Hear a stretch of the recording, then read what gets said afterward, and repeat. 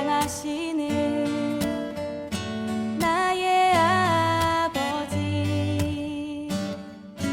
나를 가장 많이 이해하시고 그 누구보다 나를 사랑하시네. 내 평생에 주님의 선함과 인자심이 반드시 나를 따르리니 내가 여호와 집에 아버지 집에 영원히 살 것입니다.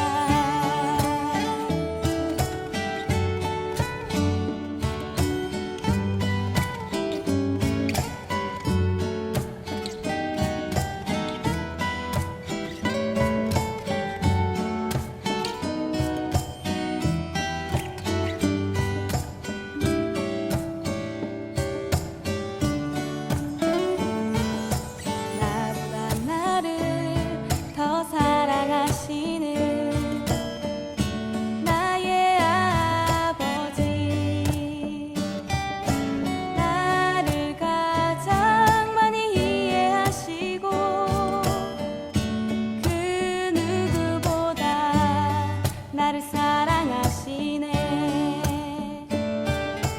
나보다 나를 더 사랑하시는 나의 아버지, 나를 가장 많이 이해하시고 그 누구보다 나를 사랑하시네. 내 평생에 주님의 선함과 인자심이 반드시 나를 따르리니 내가 여호와 집에 아버지 집에 영원히 살 것입니다.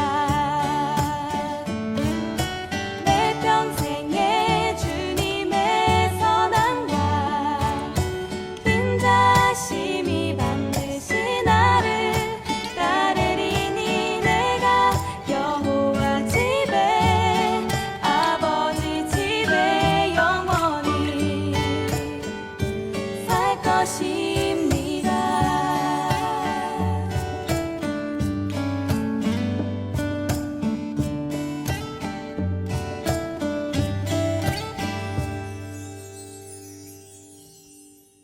친구들, 일주일도 잘 지냈나요? 인도 뭄바이에 가면 도비가트라는 곳이 있어요. 도비가트는 빨래를 하는 장소라는 뜻을 가지고 있어요. 1890년도부터 시작된 이곳은 지금도 7천여 명의 사람들이 모여 빨래하는 일을 하며 살아가고 있어요. 그 많은 사람들이 빨래하는 모습 보고 싶나요? 맞아요. 우리가 보고 싶은 것처럼 많은 사람들이 그 모습을 보기 위해 모여드는 그런 관광지이기도 해요. 그런데 이 도비가트는 아주 가슴 아픈 사연이 숨겨져 있어요. 이 도비가트에서 일하는 사람들을 도비왈라라고 하거든요. 도비왈라는 빨래를 하는 사람들이라는 뜻을 가지고 있어요. 인도는 태어나면서부터 높은 계급의 사람, 낮은 계급의 사람, 이렇게 정해져 있는 신분 제도가 있었던 나라였어요. 그런데 이 도비왈라라는 사람들은 태어나면서부터 다른 사람들이 낮게 여기는 그런 천민 계급의 하나가 바로 도비왈라였어요. 물론 지금은 누구나 다 평등하다라고 신분 제도가 없는 것처럼 인도의 법으로 정해져 있지만 사람들의 그 생각 속에는 아직도 높은 계급, 낮은 계급, 아주 천한 계급, 그런 사람들을 향한 시선이 그대로 여전히 있다라는 거예요. 이 도비왈라는 사람들이 만나서 대화도 하면 안 될 정도로 낮고 천한 사람들로 여겨지는 그런 계급이에요. 친구들, 정말 힘들어도 어쩔 수 없이 계속 빨래하는 일을 하며 살아가는 도비왈라, 너무 가엾고 불쌍하지 않나요?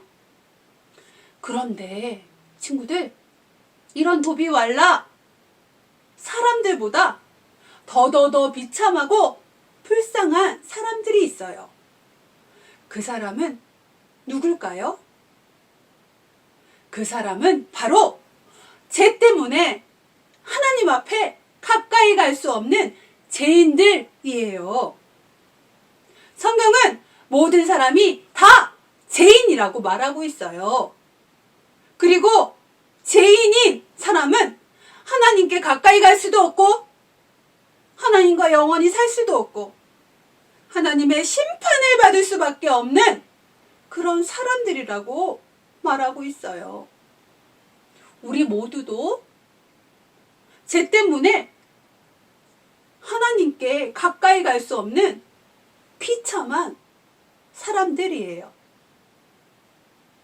하지만 비참한 우리를 하나님은 그냥 내버려 두시지 않았어요. 하나님은 우리를 위해 어떤 일을 해 주셨을까요? 우리는 오늘 어떤 진리를 깨달아야 할까요? 오늘 하나님의 말씀을 통해 같이 살펴보도록 하겠습니다. 오늘 하나님의 말씀의 본문은 누가복음 19장 1절에서 10절까지의 말씀이에요. 하지만 지금은 누가복음 5장 32절의 말씀만 전사님과 같이 읽어보도록 할게요. 읽겠습니다.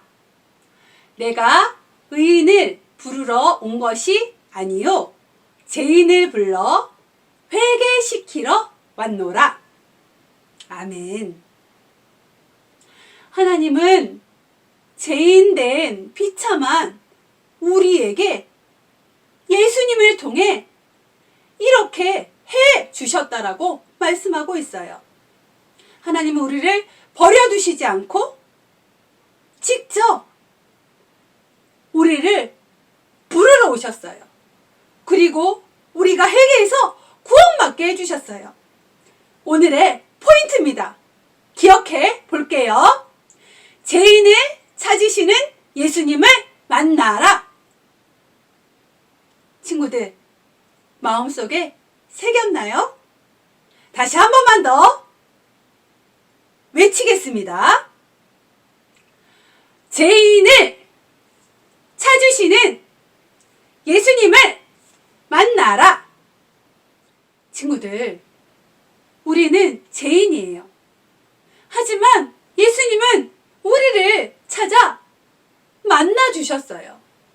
이 진리를 기억했으면 좋겠어요. 오늘 하나님의 말씀으로 한번 들어가 볼까요? 예수님은 제자들과 예루살렘을 향해 가고 있었어요. 가는 중에 예루살렘 옆에 여리고성이 있었어요. 예수님은 여리고성에 가셨어요. 예수님이 오신다는 소식을 사람들이 듣자 예수님 주변에는 많은 사람들이 모이기 시작했어요.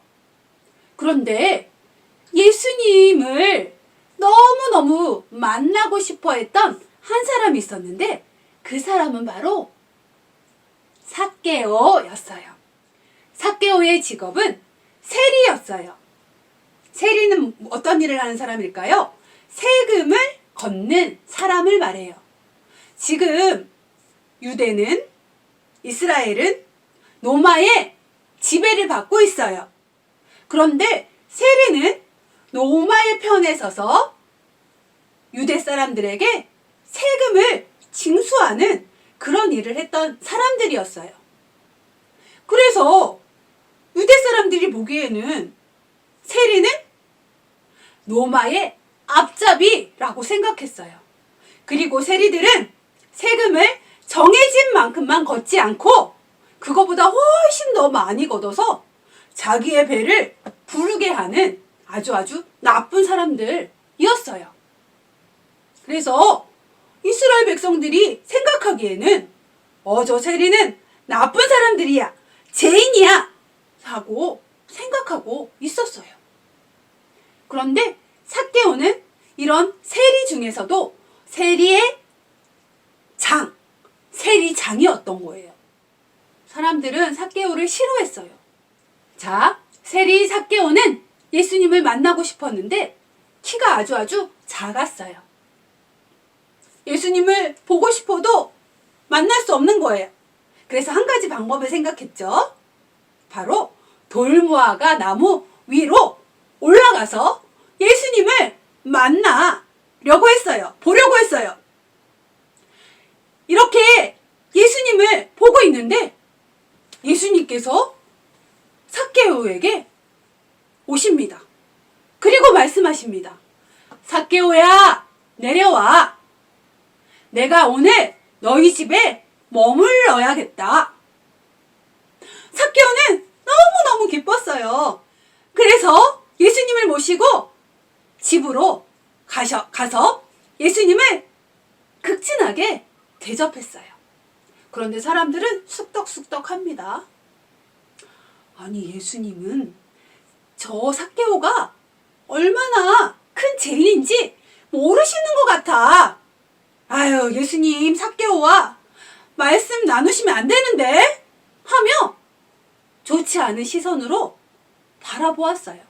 하지만 예수님은 전혀 개의치 않으셨어요. 삭개오의 집에서 예수님은 삭개오에게 하나님의 말씀을 전하셨어요. 삭개오는 예수님의 그 말씀을 듣고 회개했어요. 그리고 예수님께 말합니다. 예수님, 이제 저의 재산을 절반은 다 팔아서 가난한 사람들에게 다 주겠습니다.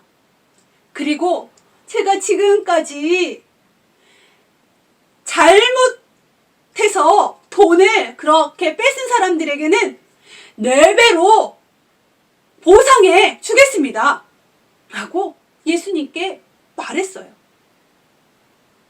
삭개오는 자신의 그 죄를 예수님 앞에 회개하며 이제 예수님의 제자로 하나님의 자녀답게 살겠다고 고백한 거였어요. 예수님은 삭개오의 이 고백을 너무너무 기뻐해 주셨어요. 그리고 말씀하십니다. 오늘 이 집에 구원이 이르렀으니 삭개오도 아브라함의 자손이다. 내가 온 것은 죄인을 찾아 구원하러 왔단다. 이렇게 삭개오에게 말씀해 주셨어요.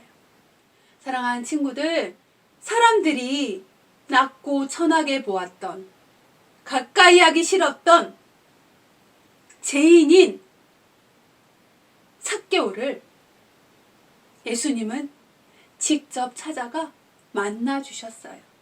그리고 하나님의 말씀을 전하시고 또 삭개오가 예수님을 믿는 하나님의 자녀가 되도록 도와주셨어요.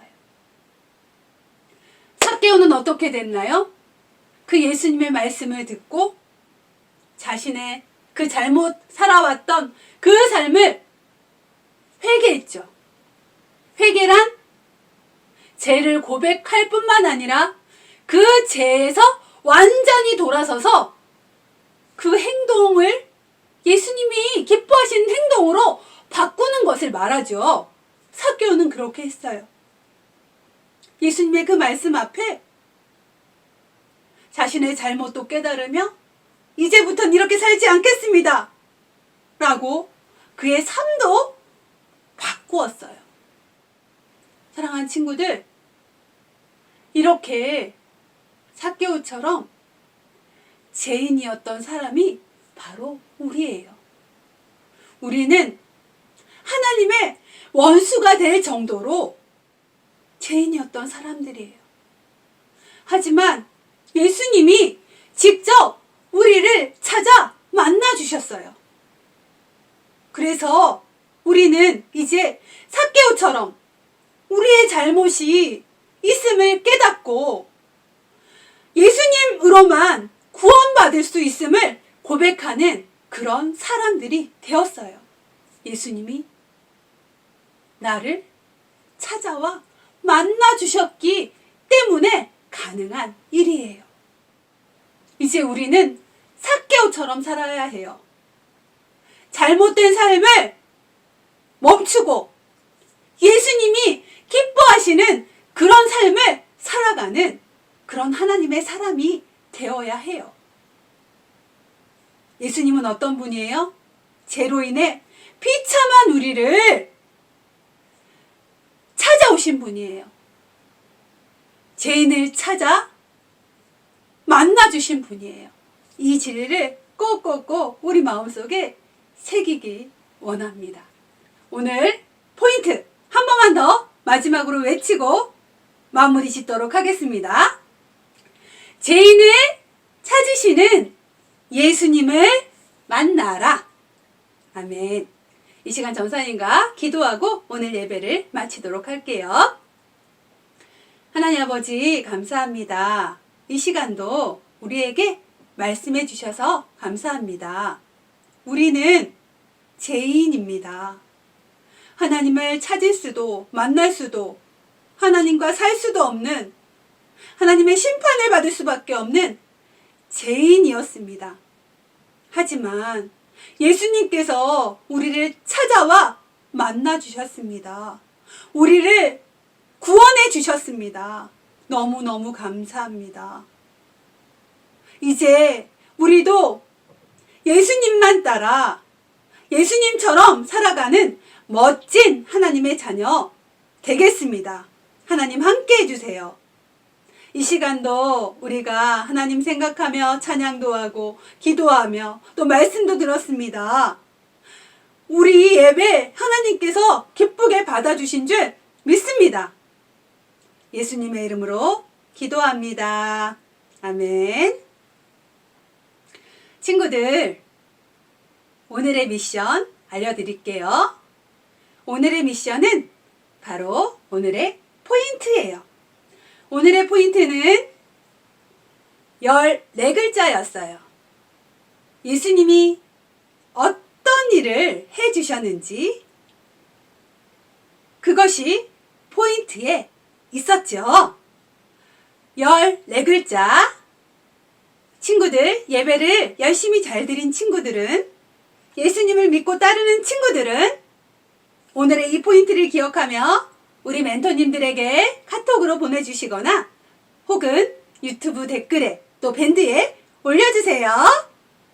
날씨가 너무너무 추워졌죠? 친구들, 감기 걸리지 말고 건강하게 예수님과 함께 일주일도 보내고 또 다음 주에 만나요, 친구들.